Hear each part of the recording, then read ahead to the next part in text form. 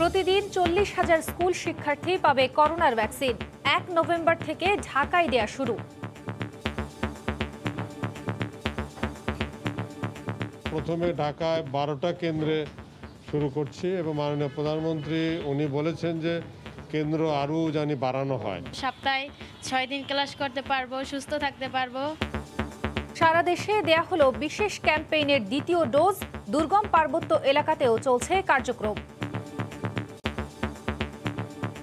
সেনাবাহিনী, বিজিবি এবং প্রশাসনের সহযোগিতায় আমরা এখানে টিকা দিতে এসেছি। আমরা স্কুলে যে যাব ভর্তি হবো, এটা আমাদের ভালোর জন্য।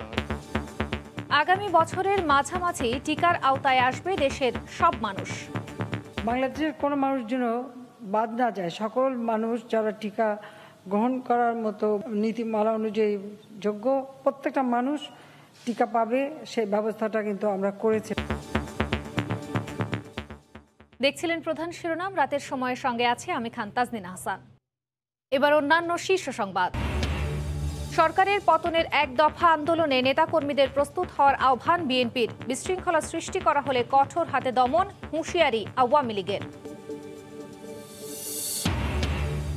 এখনো উদ্ধার করা যায়নি পাটুরিয়ায় উল্টে যাওয়া ফেরি শাহ আমানত। দুদিনে 17টি যানবাহনের মধ্যে পানির নিচ থেকে তোলা গেছে 11টি।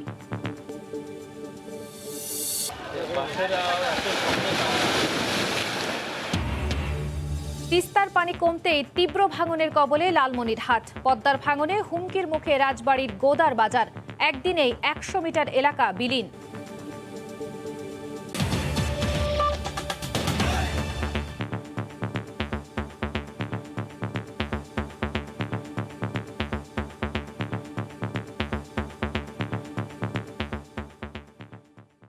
নভেম্বর থেকেই 12 থেকে 17 বছর বয়সী শিক্ষার্থীদের টিকাদান শুরু হচ্ছে। এজন্য রাজধানীতে 12টি কেন্দ্র প্রস্তুত করা হয়েছে। প্রতিদিন 40,000 শিক্ষার্থী পাবে টিকা। সকালে মন্ত্রিপরিষদ বৈঠক শেষে একথা জানিয়েছেন স্বাস্থ্যমন্ত্রী ও মন্ত্রিপরিষদ সচিব। এদিকে করোনা টিকা দেওয়ার সিদ্ধান্তে স্বস্তি প্রকাশ করেছেন শিক্ষক, শিক্ষার্থী ও অভিভাবকরা। দীর্ঘ প্রতীক্ষার পর চলতি মাসের 14 অক্টোবর প্রথমবারের মতো টিকার আওতায় আনা হয় স্কুল শিক্ষার্থীদের। মানিকগঞ্জে কয়েকটি স্কুলের 12 থেকে 17 বছর বয়সী 112 শিক্ষার্থীর দেহে পরীক্ষামূলকভাবে প্রয়োগ করা হয় ফাইজার বায়োনটেকের করোনা টিকা। গত 2 সপ্তাহের পর্যবেক্ষণে তাদের মধ্যে দেখা যায়নি তেমন কোনো পার্শ্ব প্রতিক্রিয়া। এবার নভেম্বরের শুরুর দিন থেকেই কিশোর শিক্ষার্থীদের টিকা দেওয়া শুরু হচ্ছে। বৃহস্পতিবার প্রধানমন্ত্রীর সভাপতিত্বে মন্ত্রিসভার বৈঠক শেষে স্বাস্থ্যমন্ত্রী জানান, রাজধানীর 12টি কেন্দ্রে প্রাথমিক অবস্থায় প্রতিদিন টিকা পাবেন 40,000 শিক্ষার্থী। পর্যায়ক্রমে এ কার্যক্রম সারা দেশে শুরু হবে। 12 বছরের থেকে 17 বছরের ছেলে মেয়েদের তালিকা আমাদের শিক্ষা মন্ত্রণালয় দিয়েছে। সুরক্ষা অ্যাপসে তারা নিবন্ধন করে দিয়েছে। এখন স্কুলের থেকে বাকিটা করবেন।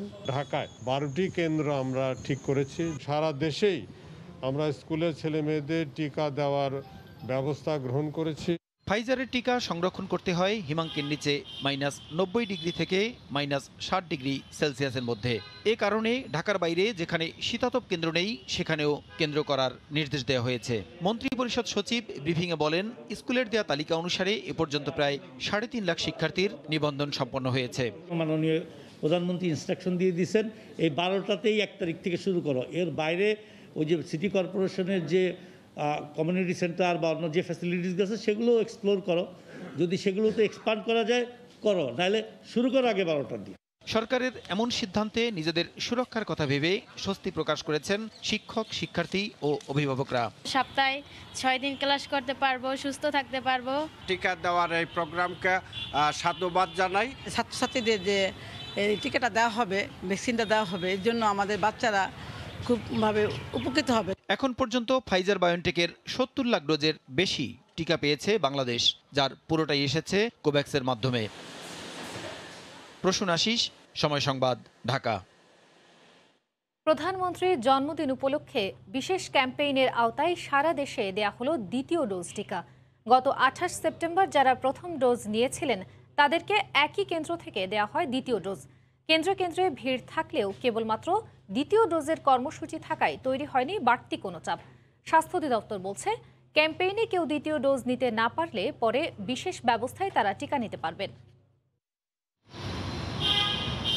উপলক্ষ প্রধানমন্ত্রীর জন্মদিন। 1 মাস আগে গত 28 সেপ্টেম্বরের মহাযজ্ঞে যারা নিয়েছিলেন প্রথম ডোজ টিকা, বৃহস্পতিবার তাদেরই একই ধাঁচের বিশেষ ক্যাম্পেইনের আওতায় দেওয়া হয় দ্বিতীয় ডোজ। সকাল থেকেই কেন্দ্রে কেন্দ্রে আসতে থাকেন টিকা প্রত্যাশীরা। তবে বিশেষ ক্যাম্পেইনের অস্থায়ী এসব কেন্দ্র থেকে যারা প্রথম ডোজ নিয়েছেন কেবল তাদেরই দেওয়া হয় দ্বিতীয় ডোজ। তাই কেন্দ্রে কেন্দ্রে ভিড় থাকলেও তা তৈরি করেনি তেমন কোনো বাড়তি চাপ, যে কারণে টিকা কর্মী কিংবা টিকা প্রত্যাশী সবার মধ্যেই ছিল স্বস্তির ছাপ। আসলাম, উপরে উঠলাম, টিকা দিলাম। আমি খুব হ্যাপি, এদের সিস্টেম খুবই ভালো। ফার্স্ট ডোজ দিয়েছিলাম, তখন কোনো প্রবলেম হয় নাই। আজকেও সেম আসলাম, দিয়ে দিলাম। সেকেন্ড ডোজটাও সুন্দর দিতে পারছি, কোনো হ্যাসেল নেই। যেহেতু প্রথম ডোজ এখানে যারা পেয়েছে তারাই শুধুমাত্র এখান থেকে দ্বিতীয় ডোজ পাবে, যার কারণে স্বাভাবিকভাবে চাপটা কম। তবে ভিন্ন কেন্দ্রে টিকা নেয়া কিংবা দ্বিতীয় ডোজের তারিখ পেরিয়ে গেছে এমন অনেকে এসেও ভিড় করেন অস্থায়ী কেন্দ্রে। কেউ এসেছিলেন প্রথম ডোজ নিতেও। তবে বৃহস্পতিবারের এসব অস্থায়ী কেন্দ্র কেবল বিশেষ ক্যাম্পেইনের আওতায় দ্বিতীয় ডোজের জন্য নির্ধারিত হওয়ায় ফিরে যেতে হয় তাদের। আমি তো এখানে আসছিলাম টিকা দেওয়ার জন্য, দ্বিতীয় ডোজ দেওয়ার জন্যই আসছিলাম। এখন ওনারা তো বললো কয় না, আপনি যেখানে দিচ্ছেন ওই জায়গায় দেওয়া লাগবে। 11/9/2021 আমি ডেটটা ফেল করছি, এর জন্য আসছি আর কি। ঢাকা মেডিকেল যোগাযোগ করতে বলছি। ক্যাম্পেইনে নির্ধারিত ব্যক্তিদেরকেও বৃহস্পতিবার দ্বিতীয় ডোজ নিতে না পারলে পরবর্তীতে বিশেষ ব্যবস্থায় টিকা নিতে পারবেন বলে জানায় স্বাস্থ্য বিভাগ। উনি আমাদের মূল কেন্দ্র থেকে টিকা পেয়ে যাবেন পরে, মানে হেলথ কমপ্লেক্স থেকে বা যে হসপিটালে ওনার টিকা নিকটবর্তী সেই সমস্ত জায়গা থেকে পেয়ে যাবেন, যে কোনো দিন গেলেই পাবেন। প্রধানমন্ত্রীর জন্মদিন উপলক্ষে গত 28 ও 29 সেপ্টেম্বর সারা দেশে টিকা দেওয়া হয় প্রায় 81 লাখ মানুষকে। এর মধ্যে প্রথম ডোজ পেয়েছেন 78 লাখের বেশি মানুষ। ফারুক ভূঁইয়া, রবিন, সময় সংবাদ, ঢাকা। করোনা প্রতিরোধে সমতলের পাশাপাশি দেশের দুর্গম পার্বত্য অঞ্চলগুলোতেও চলছে টিকাদান কর্মসূচি। এরই অংশ হিসেবে সেনাবাহিনীর সহযোগিতায় মাত্র 3 ঘণ্টায় রাঙামাটির জোড়াছড়ির বগাখালী এলাকার ক্ষুদ্র নৃগোষ্ঠীর 1,500 মানুষকে প্রথম ডোজ দেওয়া হয়েছে। শাখাউত্তিপুর ক্যামেরায় বিস্তারিত জানাচ্ছেন কমল দে। বগাখালী বিজিবি বিওপি হেলিপ্যাডে ভ্যাকসিন ও স্বাস্থ্যকর্মীদের নিয়ে বিমান বাহিনীর হেলিকপ্টার পৌঁছানোর অনেক আগে থেকেই অপেক্ষা করছিলেন স্থানীয় বাসিন্দারা। এরপর হেলিকপ্টার অবতরণের পর শুরু হয় টিকাদান কার্যক্রম। স্কুল মাঠের এক প্রান্তে সেনা সদস্যরা টিকা নিতে আগ্রহীদের নাম নিবন্ধন শুরু করে, আরেক পাশে স্বাস্থ্যকর্মীরা ভ্যাকসিন প্রয়োগ চালিয়ে যায়। আর এইভাবেই 3 ঘন্টারও কম সময়ে ভ্যাকসিন গ্রহণ করেছে 1,500-এর বেশি মানুষ। 1500 টিকা নিয়ে এসছে, এখানকার প্রত্যেকটা জনগণ যাতে টিকার আওতায় আসে সেটির লক্ষ্যে আমরা কাজ করছি। একে তো দুর্গম এলাকা, এর মাঝে দূরবর্তী হয় অনেকেই 12 থেকে 24 ঘন্টা পায়ে হেঁটে কেন্দ্রে এসেছেন ভ্যাকসিন নিতে। ভারতের মিজোরাম সীমান্তের মাত্র 8 কিলোমিটারের মধ্যে টিকা কেন্দ্র হওয়ায় কড়া নিরাপত্তার দায়িত্ব ছিলেন বিজিবি সদস্যরা। প্রত্যন্ত এলাকায় টিকা দেওয়া কষ্টসাধ্য ছিল। সেনাবাহিনী, বিজিবি এবং প্রশাসনের সহযোগিতায় আমরা এখানে টিকা দিতে এসেছি। প্রত্যন্ত এই এলাকায় টিকাদান কর্মীদের পেয়ে উচ্ছ্বসিত ছিলেন স্থানীয়রা। সরকার এখানে জনগণের জন্য এবং যে সুযোগ সুবিধা করে দিচ্ছে, সরকারকে খুব আন্তরিক এবং নমস্কার। আমরা স্কুলে যে যাব, ভর্তি হবো, এটা আমাদের ভালোর জন্য। রাঙ্গামাটি সদর থেকে একদিনের পথ জোড়াছড়ি, আবার পায়ে হেঁটে 4 দিন এই বগাখালী, আর 1 কিলোমিটারের মধ্যে রয়েছে ভারতীয় সীমান্ত। দুর্গম এই অঞ্চলে শতভাগ করোনা ভ্যাকসিন নিশ্চিত করেছে বাংলাদেশ সরকার। পার্শ্ববর্তী দুর্গম অঞ্চলগুলোকেও এর আওতায় আনতে চায় প্রশাসন। দুর্গম বগাখালী থেকে কমল দে, সময় সংবাদ। দেশে করোনা পরিস্থিতি নিয়ন্ত্রণে রয়েছে জানিয়ে প্রধানমন্ত্রী শেখ হাসিনা বলেছেন, পরিস্থিতি যাতে আর খারাপ না হয় সেজন্য সবাইকে স্বাস্থ্যবিধি মেনে চলতে হবে। দেশবাসীকে সতর্ক থাকার আহ্বানও জানান তিনি। বিকেলে প্রধানমন্ত্রীর ত্রাণ ভাণ্ডারে অনুদান গ্রহণ অনুষ্ঠানে শেখ হাসিনা বলেন, আগামী বছরের মাঝামাঝি সময়ের মধ্যেই দেশের সব নাগরিককে টিকার আওতায় নিয়ে আসা হবে। আর কদিন বাদেই শীত নামবে বাংলার প্রকৃতিতে। আসন্ন এই ঋতুতে যাতে ছিন্নমূলের মানুষগুলোকেও উষ্ণতায় রাখা সম্ভব হয়, তাই কিছুটা আগেভাগেই প্রস্তুতি সরকার প্রধানের কার্যালয়ে ঘিরে। বৃহস্পতিবার বিকেলে প্রধানমন্ত্রীর ত্রাণ ভাণ্ডারে বাংলাদেশ অ্যাসোসিয়েশন অব ব্যাংকস বিএবি সহ বিভিন্ন প্রতিষ্ঠানের পক্ষ থেকে অনুদান দেয়া হয়। এই অনুষ্ঠানে গণভবন থেকে ভিডিও কনফারেন্সে যুক্ত ছিলেন সরকার প্রধান শেখ হাসিনা। প্রধানমন্ত্রীর পক্ষে এ সময় বিভিন্ন প্রতিষ্ঠানের পক্ষ থেকে দেয়া নগদ 10 লাখ টাকা এবং 26,45,000 পিস কম্বল গ্রহণ করেন কার্যালয়ের মুখ্য সচিব ডক্টর আহমেদ কায়কাউস। সংক্ষিপ্ত এই আয়োজনে মানবতার সেবায় এগিয়ে আসার জন্য বিএবি সহ সংশ্লিষ্ট সব দাতাদের ধন্যবাদ জানান প্রধানমন্ত্রী। তিনি বলেন, বেসরকারি খাত উন্মুক্তকরণের সুবিধা ভোগ করছে বাংলাদেশ। বেসরকারি খাতে ব্যাংক, বিমা সবকিছু উন্মুক্ত করে দিয়েছি এবং সরকারের পাশাপাশি যেন বেসরকারি খাতও আরও শক্তিশালী হয়, দেশের মানুষের সেবা করতে পারে এবং দেশের মানুষের ভাগ্য উন্নয়ন এবং কর্মসংস্থান সৃষ্টি হয়, সেই দিকে লক্ষ্য রেখে আমরা এই কাজগুলি করেছি। করোনা পরিস্থিতি যাতে আবারও জটিল আকার ধারণ না করে, সেজন্য দেশবাসীকে সর্বোচ্চ সতর্কতা অবলম্বনের আহ্বান জানান শেখ হাসিনা। শীতকাল আসছে, পৃথিবীর সব দেশে আবার কিন্তু করোনা ভাইরাস দেখা দিচ্ছে। বাংলাদেশে সবাইকে একটু সতর্ক থাকার জন্য আমি অনুরোধ করছি। সিজন চেঞ্জের সময় সর্দি কাশির একটু প্রাদুর্ভাব দেখা দেয়, তো এই সময়টায় যদি একটু সতর্কতা অবলম্বন করা যায় তাহলে কিন্তু এই করোনা আমাদেরকে আর ধরতে পারবে না। টিকাদান কর্মসূচি যেটা চালাচ্ছে, আগামী বছরের মাঝামাঝি সময়ের মধ্যে আমরা সকল মানুষকে টিকা দিতে সক্ষম হব। টিকা নেয়ার পরও সর্বত্র স্বাস্থ্যবিধি মেনে চলতে সব শ্রেণী পেশার মানুষকেই একযোগে কাজ করার কোনো বিকল্প নেই বলেও জানান প্রধানমন্ত্রী। দেশের সব স্তরের মানুষকে আমি আহ্বান করব, মাস্ক পরতে হবে। দেবাশিস রায়, সময় সংবাদ, ঢাকা। স্টুডিওতে আছেন সহকর্মী আফজাল হোসেন, যাচ্ছি তার কাছে। আফজাল, এই যে আমরা যেমনটা প্রতিবেদনে দেখছিলাম যে এই সাম্প্রদায়িক সহিংসতার ঘটনায় রাজনৈতিক দলগুলো কিন্তু একে অপরের উপর দোষ চাপাচ্ছে, কিন্তু এ বিষয়ে পুলিশ কি বলছে? পুলিশ যেটি হচ্ছে যে বলছে যে সাম্প্রতিক সারা দেশে যে সহিংসতাগুলো ঘটেছিল, এই ঘটনায় শুধু জামাত শিবির নয়, এর সঙ্গে বিএনপি নেতাকর্মীরাও জড়িয়ে পড়েছে। আপনার এই প্রশ্নের উত্তরটা দিব, আগে এই নিয়ে একটি রিপোর্ট রয়েছে আমার, রিপোর্টটা দেখে আসি, হয়তো এই প্রশ্নের উত্তর আপনি পেয়ে যাবেন। আমরা এখন সেই রিপোর্টটি দেখব। সাম্প্রদায়িক সহিংসতার পর এর নেপথ্যে রাজনৈতিক সম্পৃক্ততা রয়েছে বলে বিভিন্ন মহল থেকে অভিযোগ করা হচ্ছিল। পুলিশের তদন্তেও তার প্রমাণ মিলেছে। এই যেমন কুমিল্লার ঘটনায় গ্রেফতার ইকবালের সহযোগী রেজাউল হোসেন ইকরাম ছিলেন বিএনপির সক্রিয় কর্মী। 12 অক্টোবর রাতে ইকবাল যখন হনুমানের হাতে থাকা গদা নিয়ে ঘুরছিল, তখন তার আশেপাশেই ছিল ইকরাম। এই ইকরামই 13 অক্টোবর ভোরে ফোন করে মণ্ডপে কোরআন রাখার কথা সবার প্রথমে জানায় পুলিশকে। পরবর্তীতে সেই বিক্ষুব্ধ জনতাকে উত্তেজিত করে। 12 অক্টোবর রাতে মাজার মসজিদ থেকে কোরআন নেয়ার সময় আসামি ইকবাল যে দুজনের সঙ্গে কথা বলেছেন, তাদের একজন হাফেজ হুমায়ুন। সে জামায়াতের কর্মী এবং ইকবালের ফেসবুক ফ্রেন্ড। পুলিশের ধারণা, খাদেম ফয়সাল ও হাফেজ হুমায়ুন ইকবালকে কোরআন নিতে সহায়তা করেছিল। নোয়াখালীর 7টি মন্দির ও 4টি পূজামণ্ডপে হামলার নেপথ্যেও রয়েছে বিএনপি নেতাকর্মীদের সম্পৃক্ততা। দলটির 2 নেতার জবানবন্দিতে বেরিয়ে আসছে কেন্দ্রীয় নেতাসহ 1 ডজন বিএনপি জামাত নেতাকর্মীর নাম। চট্টগ্রামের পূজামণ্ডপে হামলার ঘটনায় বিএনপি শিবির কর্মীদের জড়িত থাকার পাশাপাশি ডাকসুর সাবেক ভিপি নূরের সংগঠন ছাত্র ও যুব অধিকার পরিষদের নেতাকর্মীদের জড়িত থাকার প্রমাণ মিলেছে পুলিশের তদন্তে। পুলিশ বলছে, সিসিটিভি ফুটেজ ও ছবি দেখে তাদের শনাক্ত করার কথা। গ্রেফতার করা হয়েছে প্রায় 100 জনকে। রংপুরের পীরগঞ্জে সাম্প্রদায়িকতার আগুনে পুড়ে ছাই 20টি ঘরবাড়ি। এই ঘটনায় ছাত্রলীগের এক নেতাকে গ্রেফতার করা হলেও পরে আগুন দেওয়ার সঙ্গে সরাসরি জড়িত শিবির নেতা মামুনকে গ্রেফতার করে পুলিশ। মামুন সংগঠনটির সক্রিয় কর্মী, একাধিক নাশকতার মামলার আসামি। এছাড়া চাঁদপুরের সহিংসতার ঘটনায় জামায়াতের স্থানীয় এক নেতা আদালতে স্বীকারোক্তিমূলক জবানবন্দি দিয়েছেন। আফজাল হোসেন, সময় সংবাদ, ঢাকা।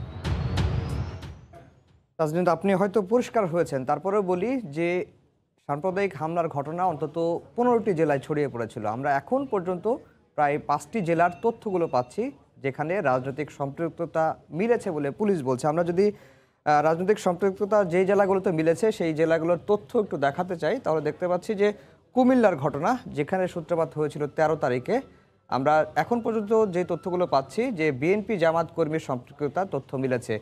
এটা এই কারণে বলা হচ্ছে যে যেই ব্যক্তিটি কোরআন রাখার কথা পুলিশকে জানিয়েছিল, ইকবালের বন্ধু বা সহযোগী ইকরাম না ওনার নাম, উনি হচ্ছে বিএনপি সক্রিয় কর্মী এবং বিএনপির আন্দোলন সংগ্রামে দেখেছি যে বিভিন্ন বড় বড় নেতাদের সঙ্গে তার ছবিও রয়েছে। এই ক্ষেত্রে অনেকেই বলছেন যে এখানে বিএনপির নেতাকর্মীদের সম্পৃক্ততা রয়েছে এবং জামাত কর্মীর কথা বলতে গেলে যেটি বলা যায় যে মসজিদে যিনি কোরআনটি ইকবাল কোরআন নেওয়ার জন্য মসজিদে গিয়েছিলেন এবং যাদের সাথে কথা বলেছেন এদের মধ্যে হাফেজ হুমায়ুন নামে একজন ব্যক্তি রয়েছেন, তিনি জামাতের কর্মী ছিলেন। এই কারণেই অনেকেই কিন্তু অভিযোগ করছেন যে কুমিল্লার ঘটনার সাথে জামাত বিএনপির সম্পৃক্ততা রয়েছে। আর নোয়াখালীতে স্বেচ্ছাসেবক দলের নেতারা কিন্তু আদালতে জবানবন্দি দিয়েছেন। এখানে একটু বলা প্রয়োজন যে আদালতে যারা জবানবন্দি দিয়েছেন তারা কিন্তু অনেক কেন্দ্রীয় নেতার নাম জড়িয়ে জবানবন্দি দিয়েছেন। জবানবন্দি দুই ধরনের হয়ে থাকে, একটি হচ্ছে নিজেকে জড়িয়ে অর্থাৎ তিনি নিজেই অপরাধটি করেছেন এটি জড়িয়ে এক ধরনের জবানবন্দি দেওয়া যায়, আর আরেক ধরনের জবানবন্দি হচ্ছে যে তিনি যেই কাজটি নিজে করেননি কিন্তু আরেকজন করেছেন, সেই ধরনের জবানবন্দি একটি দেওয়া হয়েছে। যদিও বিএনপি বলছে যে এটি একটি তাদের বিরুদ্ধে ষড়যন্ত্র। আর চট্টগ্রামে জামাত শিবির, বিএনপি ও ছাত্র যুব অধিকার পরিষদ যেটি নূরের দল সাবেক ভিপি তার দলের সম্পৃক্ততা মিলেছে। আর যদি আমরা রংপুরের বিষয়টি দেখি, রংপুরে আমরা দেখেছি যে ছাত্রলীগের একজন নেতার সম্পৃক্ততা মিলেছে, সেটি র্যাব তাকে গ্রেফতার করেছে এবং সবশেষ শিবিরের একজন নেতাকে গ্রেফতার করা হয়েছে যাকে বলা হচ্ছে যে সে সরাসরি আগুন দেওয়ার সঙ্গে জড়িত। আর চাঁদপুরে জামাতের এক নেতার জড়িত থাকার প্রমাণ মিলেছে এবং সে নিজেই আদালতে গিয়ে 164 ধারায় জবানবন্দি দিয়েছে। তাজরিন। আচ্ছা, ঠিক আছে, আমরা সম্পৃক্ততার বিষয়ে জানছিলাম, কিন্তু আরেকটি বিষয় আপনার কাছে জানতে চাই যে পুলিশ প্রশাসন এখন পর্যন্ত কতজনকে গ্রেফতার করেছে বা এই ঘটনায় কতটি মামলা হয়েছে?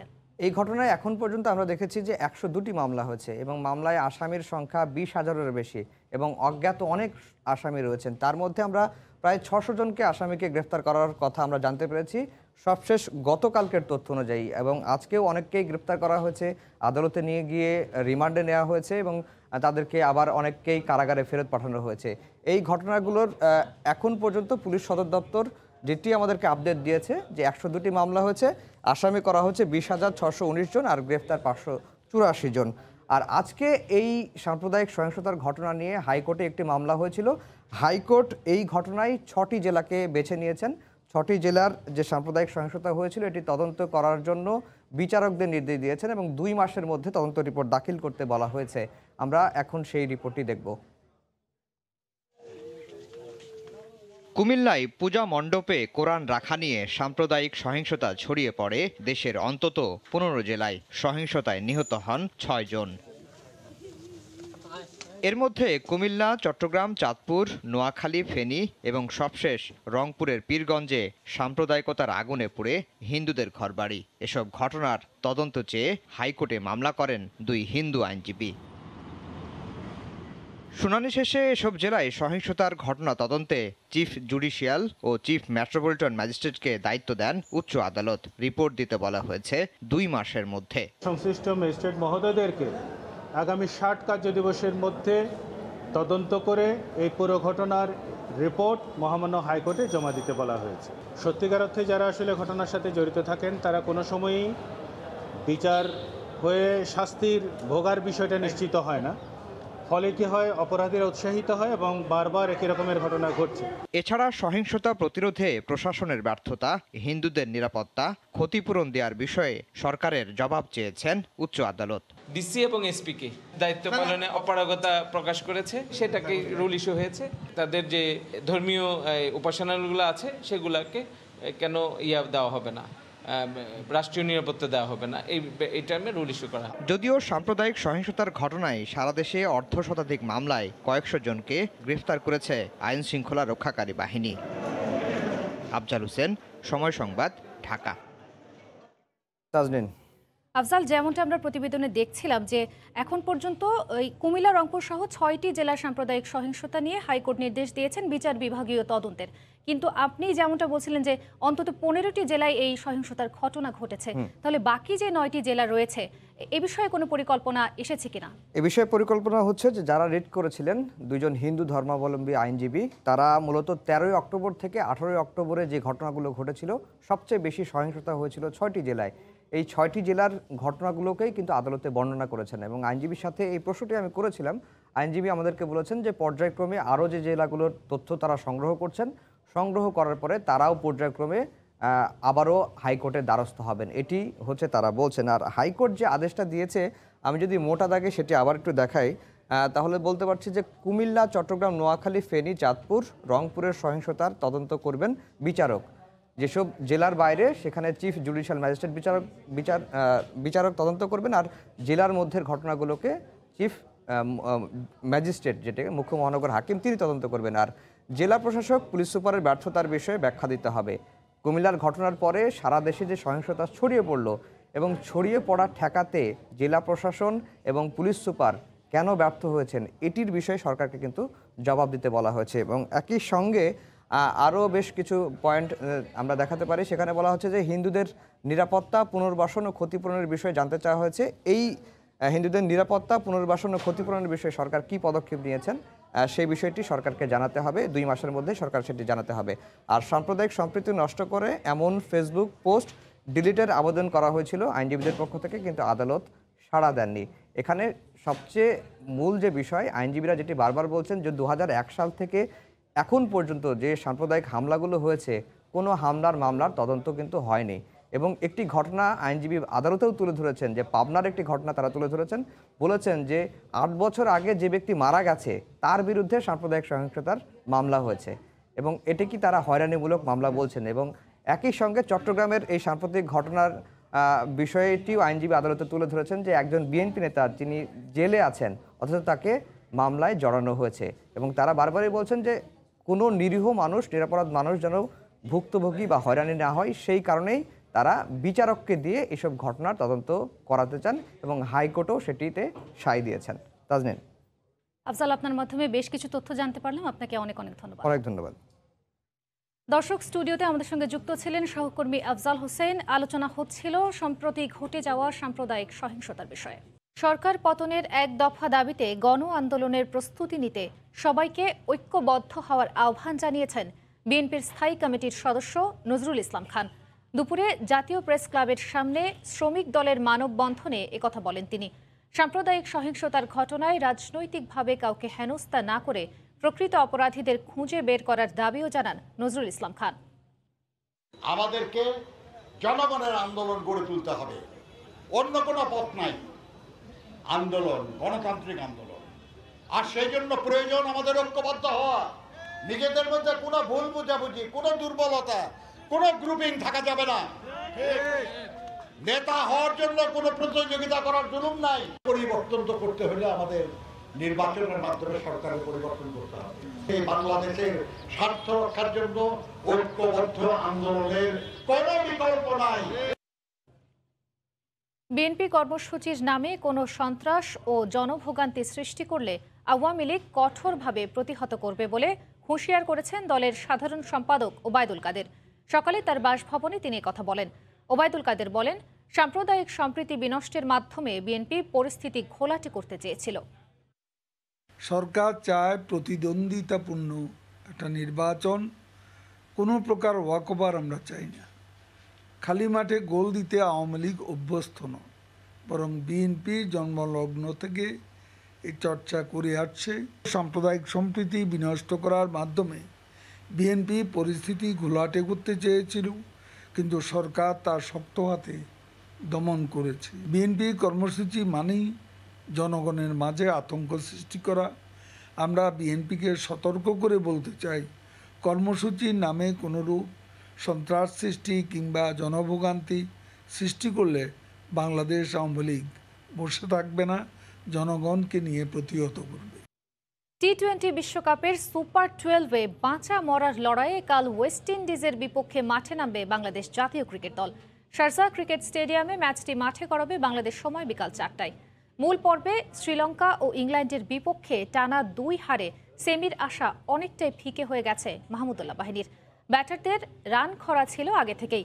শেষ 2 ম্যাচে বোলাররাও দিতে পারেননি আস্থার প্রতিদান। ফিল্ডিংয়েও নেই প্রত্যাশিত পারফরম্যান্স। তাই আত্মবিশ্বাস তলানিতে সাকিব মুশফিকদের। তবে দেয়ালে পিঠ ঠেকে যাওয়া বাংলাদেশের স্বস্তির কারণ হতে পারে প্রতিপক্ষের ছন্দহীনতা। নিজেদের প্রথম ম্যাচে ইংলিশদের বিপক্ষে 55 রানে গুটিয়ে গিয়েছিল ওয়েস্ট ইন্ডিজ। দক্ষিণ আফ্রিকার কাছেও হেরেছে 8 উইকেটের বড় ব্যবধানে। তাই চাপের মুখে আছে ক্যারিবীয়রাও। পরিসংখ্যান কিছুটা স্বস্তি দেবে টাইগারদের।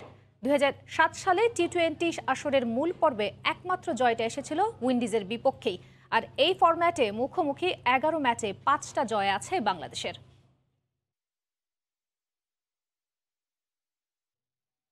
তিস্তার পানি কমার সঙ্গে সঙ্গে লালমনিরহাট সদর উপজেলার 4টি গ্রামে দেখা দিয়েছে তীব্র ভাঙন।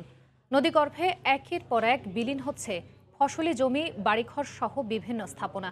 এতে আতঙ্কে নির্ঘুম রাত কাটছে তিস্তা পাড়ের মানুষদের। লালমনিরহাট থেকে মোফাক্কারুল ইসলাম মজনুর পাঠানো তথ্য ও ছবি নিয়ে রিপোর্ট।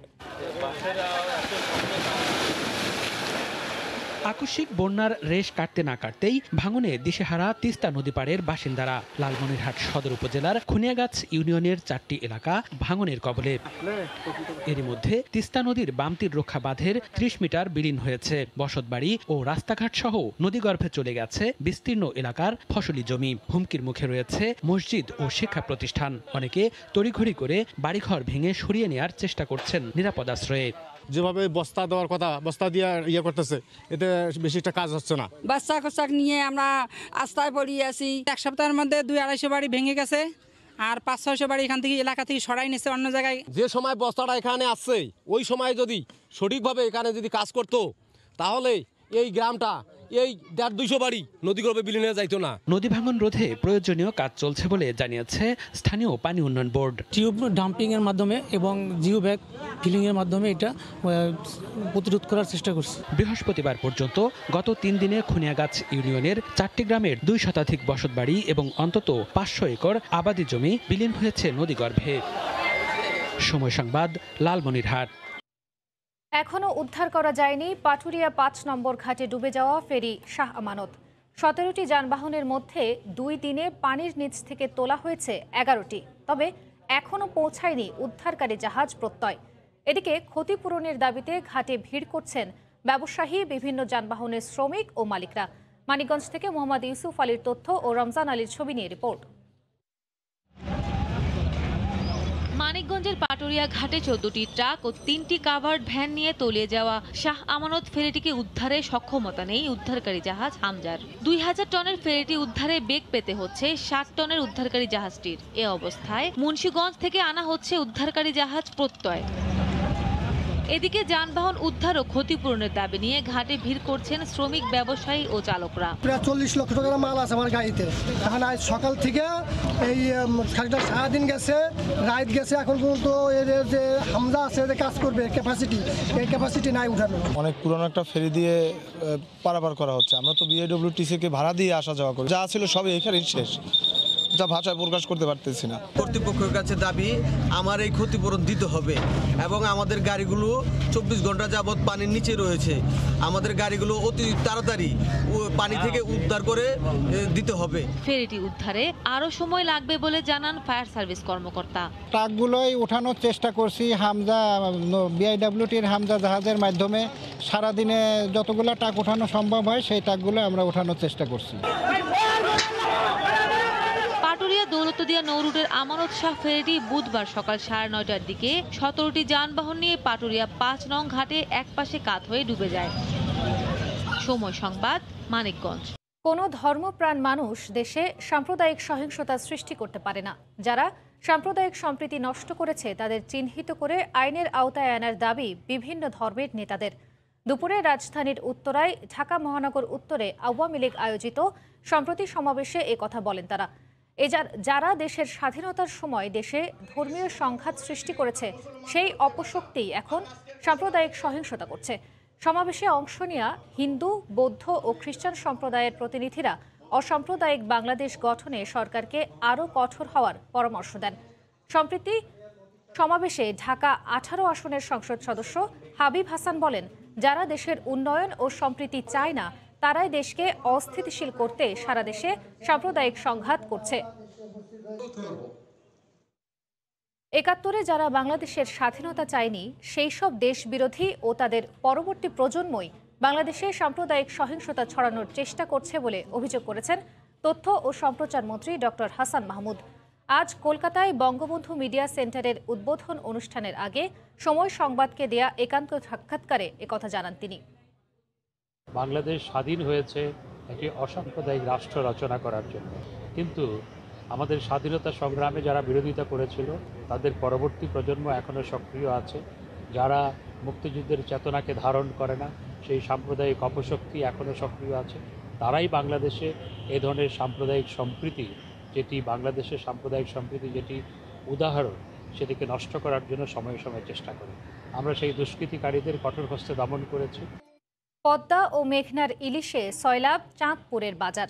দক্ষিণের উপকূলীয় জেলার নদী ও সাগর থেকেও ইলিশের চালান আসছে এখানে। আর দাম ভালো পাওয়ায় খুশি জেলে ও ব্যাপারীরা। মা ইলিশ সংরক্ষণে 22 দিনের নিষেধাজ্ঞার সুফল মিলছে বলে মত সংশ্লিষ্টদের। ফারুক আহমেদের তথ্য ও নাইমুল ইসলাম নীরবের ছবি নিয়ে রিপোর্ট। আবারও ইলিশের সরগরম চাঁদপুর শহরের বড় স্টেশনের পাইকারি বাজার। জমে উঠেছে ইলিশ বেচাকেনা। দূর দূরান্ত থেকে পাইকার ও সাধারণ ক্রেতারা বাজারে ভিড় করছেন ইলিশ কিনতে। আর বাজারে ইলিশের দাম অনেকটা নাগালের মধ্যেই রয়েছে। 1 কেজিতে 1200 গ্রামের দাম 1050 টাকা কেজি, আর 800 থেকে 900 গ্রামের দাম আপনার 700 টাকা হইতে 750 টাকা কেজি, আর 500-400 গ্রামের মাছ আপনার 450 থেকে 500 টাকা কেজি। মাওয়াঘাটে ইলিশ পাওয়া যায়, কিন্তু এটা অনেক জায়গা থেকে ইলিশ আসে, ইলিশটা আসলে চেনা যায় না। মাছ আলাই দিলে ভালোই পড়লো। যে আসার সময় মুখে 3 দিন বাইরে মুখে 2 লাখ টাকার মতো বেশি। এখানে মাছের দাম পাই ভালো, এই জন্য আমরা এই জায়গায় মাছ আনি বেচতে। তবে 22 দিনের নিষেধাজ্ঞার পর আরও বেশি ইলিশের আশা করছিলেন ব্যবসায়ীরা। আমাদের যে প্রত্যাশা ছিল ওই রকম মাছ হয় না, আর আমাদের যেই টাকায় ইনভেস্ট বর্তমান মার্কেটে আসলে আমরা চরমভাবে হতাশ। বর্তমানে চাঁদপুর বড় স্টেশন পাইকারি মাছের বাজারে প্রতিদিন গড়ে 1000 থেকে 1200 মন ইলিশ সরবরাহ হচ্ছে। সময় সংবাদ, চাঁদপুর। এ পর্যায়ে শীর্ষ সংবাদ জানিয়ে দিচ্ছি আরেকবার। প্রতিদিন 40,000 স্কুল শিক্ষার্থী পাবে করোনা টিকা। 1 নভেম্বর থেকে ঢাকায় দেয়া শুরু। পার্বত্য জেলাতেও চলছে কার্যক্রম। আগামী বছরই সবাই পাবে বললেন প্রধানমন্ত্রী।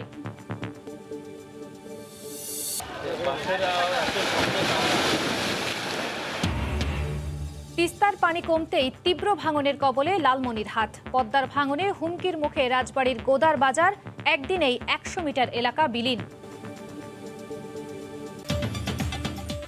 এই ছিল রাতের সময়ে। সঙ্গে থাকুন সময়ের।